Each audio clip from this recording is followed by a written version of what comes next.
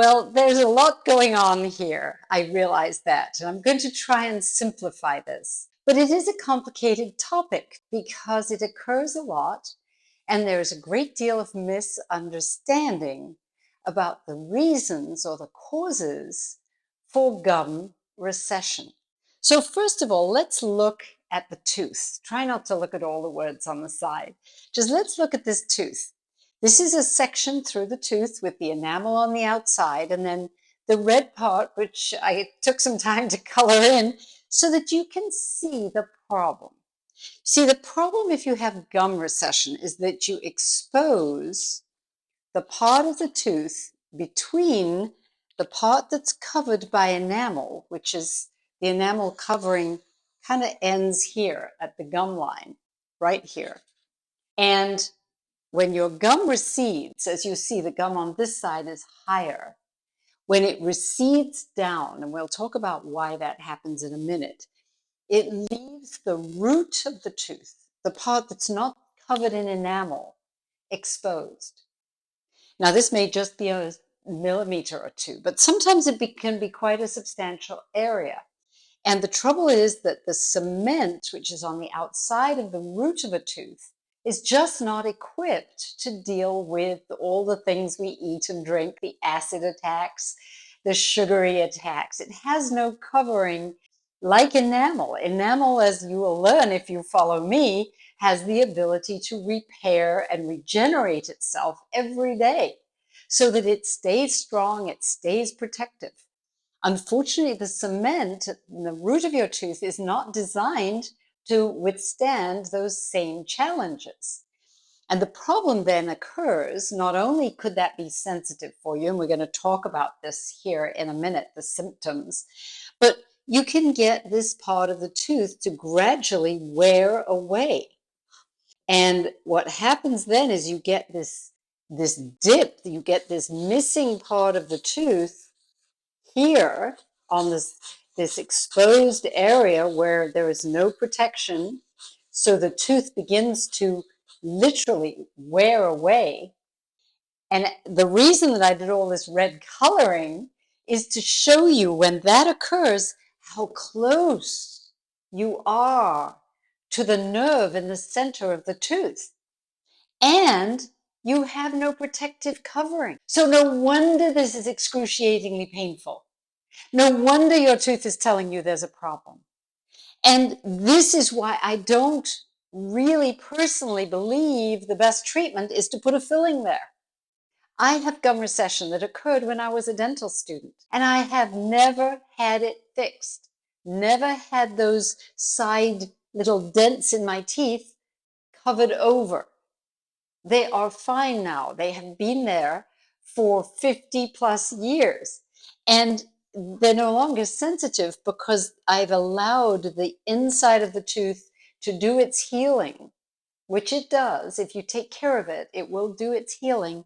And the gum has grown up substantially. It hasn't completely because I lost some tooth area, and you can't get the gum to grow back up when you have lost, you've got this big indent into your tooth. So let's talk about why. You go to the dentist and you have this sensitivity. You probably have pain when you eat something hot or cold, very acute. I mean, I've had people who've got, they just can't drink hot coffee or anything iced anymore. That margarita is impossible. And the other real issue, if you are in a mouth that was a lot of sugary or carbohydrates being eaten or sipped drinks with sugary drinks, that you can get tooth decay here. And as we've said, there's no protection. You're incredibly close to the nerve inside the tooth, the vital part of the tooth.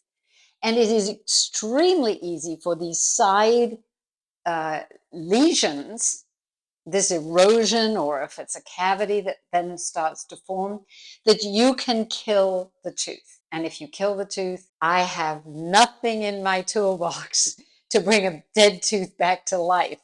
So if a tooth is dead, you need to either have a root canal done or you will need to have the tooth extracted, and then maybe you have an implant. There is no miracle cure right now for bringing a tooth back to life when you have killed the nerve. I think that maybe in the future, when stem cells get really used well, I think there's a possibility. But at this moment, if you allow the decay or the damage to occur into the nerve in the center, your tooth will probably die and need a root canal. And that is the reason, again, that I believe it's almost better not to have a filling, because in order to make a filling work, your dentist has to put quite toxic, quite acidic things right at the base of this filling in order to get it to stick. And just putting something really acidic that close to the nerve can be a reason that the nerve dies. So I would advise you to take your time, to rush into having a filling, consider the options. And one of the options is not to do anything, but do preventive work to strengthen your teeth, to grow back the gum as much as possible, get your mouth truly healthy, reform the layer that you may have lost, which is your protective biofilm. This is a covering that is supposed to be over your teeth, and we're going to talk about that more in a minute, that gets melted away by using wrong oral care products or artificially whitening your teeth. You will melt away the protective layer that stops your gums receding in the first place. So let's start here and tell you what this is not about. If you came to me and you had a groove along the upper teeth and now maybe along the lower teeth, this erosion like this, I would not tell you. I would not tell you. As a dentist, I would not tell you that it was your fault for brushing the wrong way. Unfortunately, lots of people get told that. And it's not the fault of your brushing. If you had been brushing enamel, enamel is extremely hard. It's not going to be damaged by your toothbrushing. And you didn't cause, you weren't the reason why your gums receded. Something else occurred to make your gums recede. And once they have receded, then you have to be careful what you do, because yes, then perhaps you could wear away the cement on this soft part of the tooth. But the reason that I don't want you to be scared of brushing is that it requires brushing to regenerate the gums back up the tooth. So I do not believe it's about brushing. I believe the reason that you lose your gums and they shrink down your teeth, the first thing to think about is how acidic is your mouth and for how long every day. Are you sipping soda? Are you sipping sparkling waters? Are you sipping white wine before you go to bed at night and not changing the pH in your mouth before you go to bed, to go to sleep? Maybe you have a dry mouth. There are these reasons, and that around the topic of acidity, which I talk about a lot, because the more acidic your mouth, the more chance you have for erosion, for enamel crystals breaking off your enamel, which can happen at the end here, right above the junction where your enamel and your root of your teeth meet together. Little enamel crystals can break off and make this area of erosion actually worse, higher and worse. And you can literally have lost some enamel. So look for acidity as one of the main reasons for your gums receding, and also for loss of enamel that leaves you with this groove up at the gum line. Some people believe that it's to do with grinding your teeth and the bending and flexing of your teeth that creates this erosion, this wearing away. And that's partly true. Again, these little crystals can break off as your teeth are moving, but they won't break off if you have prepared your mouth adequately, if you have this protective covering over your teeth, if your teeth are properly cared for every day. The reason that you might get that to happen is if you have acid reflux, if you're going to bed with something acidic on your teeth. And let me warn you now that a lot of mouth rinses are acidic. And you don't want an acidic mouth rinse except in very unique circumstances. So let's not go into that now, but there are lots of things that you may be doing if you're sucking citrus fruits a lot, if you're, again, whitening your teeth. There's a lot of acidity, and the Crest White Strip, it has pH of literally battery acid. And these are things people don't realize. And then if you grind your teeth, if you have acid softened teeth, if the crystals have been eroded and basically dissolved away, and these little crystals here easily fracture off your teeth, your dentist may want to give you a night guard because you grind your teeth. If you're not going to change your habits, that might be the best thing to do. If you're prepared to change your habits and deal with the underlying problem, you can stop this from occurring and avoid having a piece of plastic in your mouth 24/7 for the rest of your life. I know I wouldn't want a night guard. So, it's up to you. If you were not going to change your habits, if you're not going to do a better job with using products that help and support your enamel, then maybe you need a night guard. But that's not the therapy that I would recommend. So you have this sensitivity, you have this pain, you have the potential for decay, you have this groove, and you have your gums that have receded. So how do you get it to grow back? Let's talk about that first. Well, I would begin by looking at the kind of toothbrush that you have. Try to make sure your toothbrush isn't too soft. You need a brush that will be able to stimulate and massage your gums, because that is how you get new blood vessels through a process called angiogenesis to regrow. And as they regrow, they can support the new growth of this gum tissue. Even if you've been told gum tissue doesn't regrow, if you support it, if you massage the gums with an adequately resilient toothbrush, you will stimulate new blood vessels, and new blood vessels can bring the necessary equipment that your gums need to regrow. And even if you've lost bone, if you can regrow the gums, you can regrow the bone. Can't regrow the bone until you regrow the gum tissue, but both can regenerate. It isn't out of the question. So don't give up until you've looked at my videos on my website on the boot camp. Videos 1 and 2 are actually, you can access those very easily and learn how to massage your gums with a toothbrush. There are also YouTube videos. I have talked about this a lot, but if you go to drellie.com, you can learn how to massage your gums and what kind of toothbrush to use. Not a soft, squudgy, feather soft toothbrush. Just because you have gum recession, the last thing you want to do is use a soft toothbrush. You need a toothbrush that can support the regrowth of your gum tissue.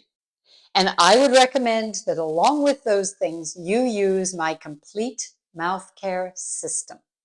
And I won't go through that now because we have videos of that, but it is a sequence of mouth rinsing that goes together with certain kind of toothpaste and the use of xylitol. And what that complete mouth care system can do is get rid of any potential infections, stop any decay that might be happening, help to regrow the protective biofilm over your teeth, and help your gums to regrow healthily back. And the sooner you do this, if you've just started to see some gum recession, the sooner you use these techniques and stop damaging your gums, which is the last thing we're going to talk about here. What damages your gums?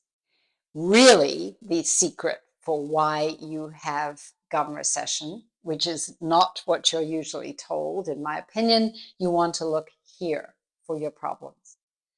And when you do these things, the gum massage, the great brush, the complete mouth care system, and xylitol all together as a as a new strategy for looking after your teeth, usually within 6 months, you will see those gums regrow. But you have to stop damaging them. And you stop damaging them by stop flossing. Stop it. Do not floss. Every time you floss, you are beating on these gums. It is not because you have an infection that you have gum recession. It's unlikely. And even if you do have a gum infection, I do not recommend floss as the number one thing you should be doing, because you could push the bacteria into your bloodstream. Your best bet is to use these complete mouth care system, the sequence of rinses, the xylitol, and the brushing. Avoid flossing. If you have something stuck, a little bit of food stuck, then do it very, very gently. Treat this like a wound. Treat your gums that have receded like a wound. Would you floss a wound on your knee and expect it to like that and grow back the skin quicker? You wouldn't. You would leave it alone. You would protect it and cover it and try and encourage it with good food, good nutrition, boost your immune system. All those things are important. Sleep, exercise, circulation, joy, all those things are part of healing. And this is all part of healing. But on a more practical level, for what else you should stop doing, you absolutely have to stop whitening your teeth with artificial whitening products that contain strong acids and peroxide. No wonder your gums don't like it. It is a crazy thing to do to your gums, and a crazy thing to do to your teeth too. But also the use of baking soda. Lots of people think they want to make their own homemade toothpaste with baking soda and sometimes peroxide mixed in it, and sometimes some clove or neem or some other lavender essential oil of some kind. They've heard eucalyptus is good for regrowing gums. Don't make your own products because they are too strong. You need such a tiny amount of something that works. Neem does not work for making your gums regrow. Neither does clove oil. And if you use clove oil where it's painful over here, I will guarantee that you will kill the nerve inside this tooth. Because it will diffuse. These essential oils travel. That's what they're good at. They're good at diffusing through. So if you were to put clove oil on this painful side of your tooth, you have just killed your tooth. So don't use these so-called natural therapies without knowing what you're doing. And so no whitening, no baking soda, none of the clove oil or neem. Don't, whatever you do, go and have a dental cleaning at this moment, because that will strip again the healthy biofilm that we need to protect the outside of your teeth and to protect the outside of the cementum. That your biofilm, when it's healthy, this protein layer forms all over your mouth. And during a dental cleaning, it will be cleaned off your teeth almost completely, mechanically cleaned away. And I am saying you need every single millimeter of that protective covering until you get your gums to regrow. So continuous cleanings are going to be working against you.